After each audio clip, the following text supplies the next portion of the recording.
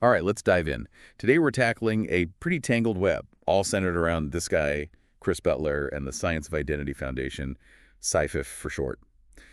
You gave us a real mountain of material for this deep dive. Articles, forum posts, even some legal documents. Yeah, it's like piecing together a puzzle, each piece giving us a glimpse into this world. Exactly, and some of the pieces are pretty wild, to say the least. We're talking Tulsi Gabbard, former congresswoman, even ran for president.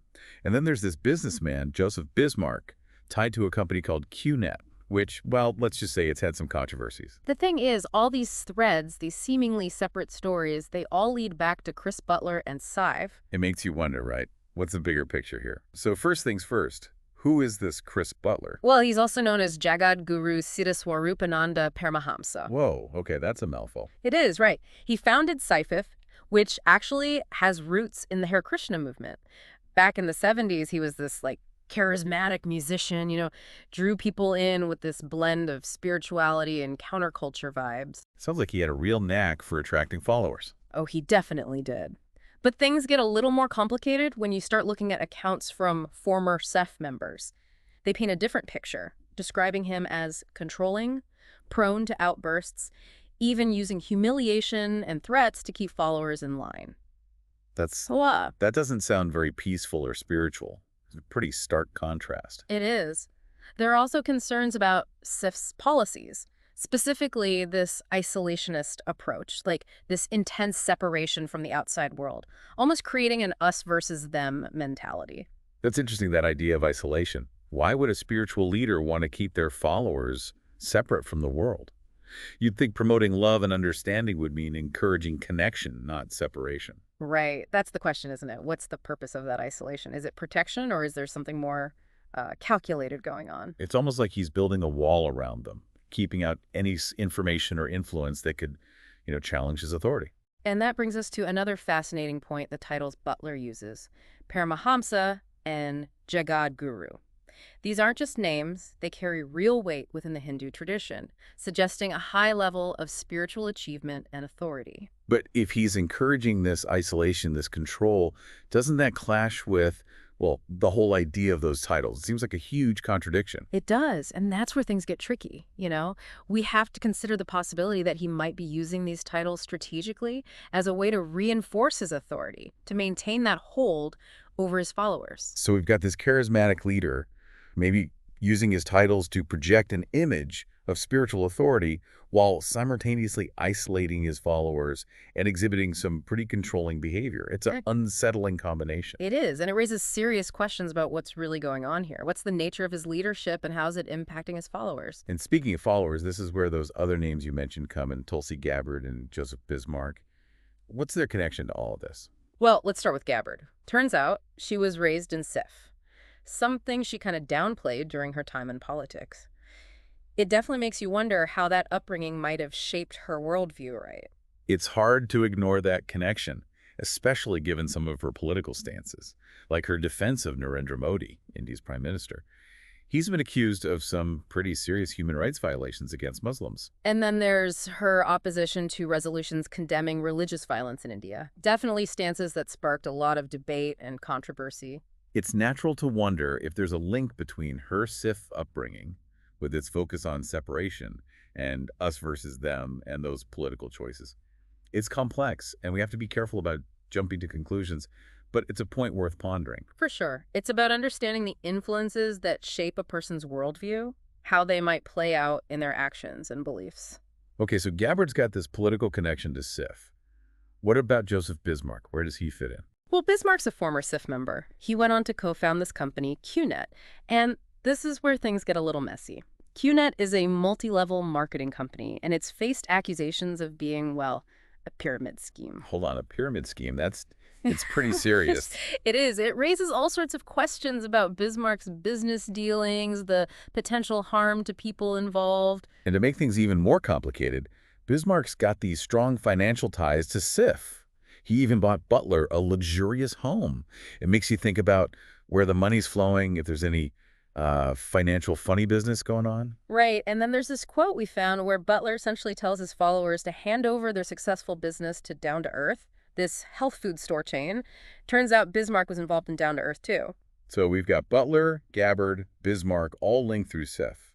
These connections touch politics, finance, even potentially unethical business practices. It's starting to feel like a real tangled web, wouldn't you say? It is, and as we pull on these threads, we have to keep asking those tough questions. What are the motives here? What's the bigger picture we might be missing? We've been talking about these big names connected to Chris Butler and Sif Gabbard, Bismarck, but what about the regular people? The folks who devoted their lives to this group, their stories, well, those are some of the most heartbreaking and revealing. Yeah, you're right. It's important to look at how Butler treated people who left Chef, those who chose to walk away. That can tell us a lot about what was going on inside. We see this pattern in the sources, Butler basically cutting off former members, even demonizing them to those who stayed. It's like he was purposely creating this huge divide. Right. Think about it. If you're told over and over that anyone who leaves is evil, lost, wouldn't that make you think twice about leaving yourself? It's like this system where leaving comes at a huge cost, like socially and emotionally. Exactly. Control through fear and isolation, making people even more dependent on the group, on the leader. And the psychological impact. Imagine being told your family and friends outside the group are a threat to your soul. That's intense. And it's not just former members. Butler seems to go to great lengths to instill this fear of the outside world in general.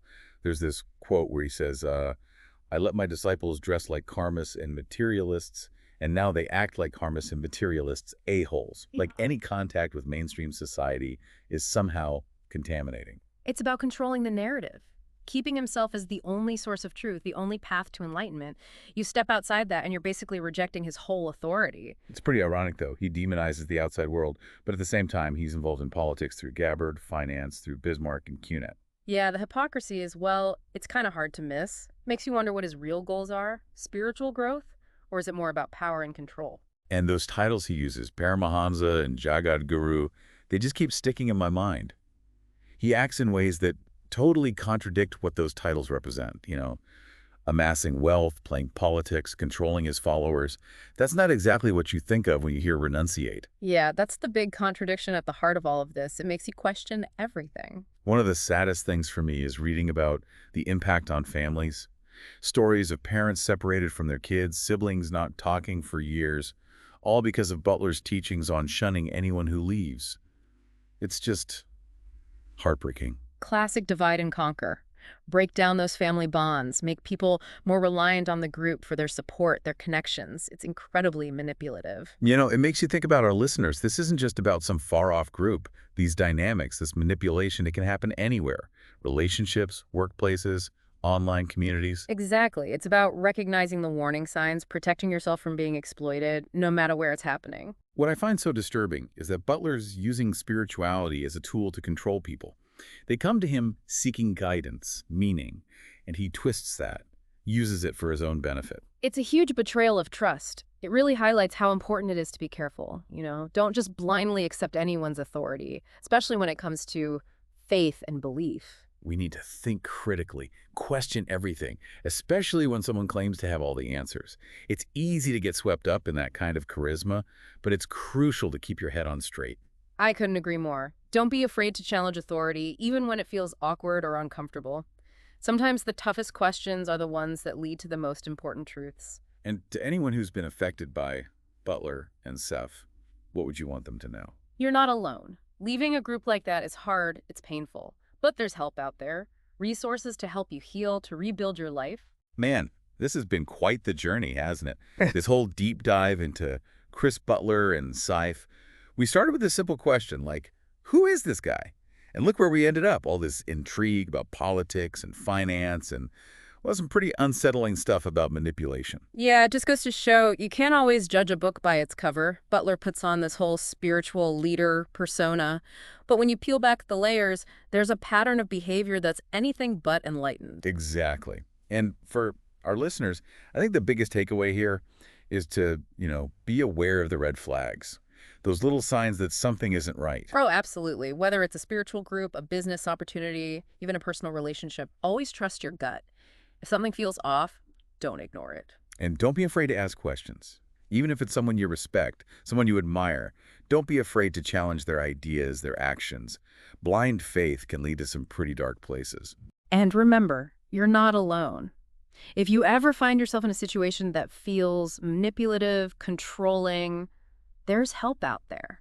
Organizations that specifically support people who've been through this, who've been affected by cults or abusive groups. Leading a group like that can be incredibly tough, but it is possible.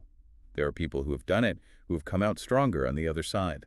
One thing that really struck me going through all this is how Butler uses isolation as a tool for control, cutting his followers off from the outside world, making them afraid of anything that might challenge him. It's a classic tactic, straight out of the abuser's playbook. Right, and it makes it that much harder to leave, because you've been conditioned to believe that everything outside the group is bad or dangerous. You're trapped. You know, this whole deep dive has really highlighted how important critical thinking is, how important it is to be informed. We're bombarded with information all the time these days, so we need to be able to separate fact from fiction, to evaluate sources, to think for ourselves. That's a great point to wrap up on. This deep dive wasn't just about Chris Butler and SIFE. It was about giving our listeners the tools they need to navigate a world that can be pretty complicated, even deceptive at times. We need to be critical consumers of information. We need to be aware of the tactics that manipulators use, and we need to trust our own instincts. And most importantly, remember that we have the power to choose our own path, to define our own truth, to build a life that aligns with our values. Well said. Thanks for joining us on this deep dive. We hope it gave you something to think about and maybe even empowered you to approach the world with a healthy dose of skepticism and, of course, a whole lot of critical thinking.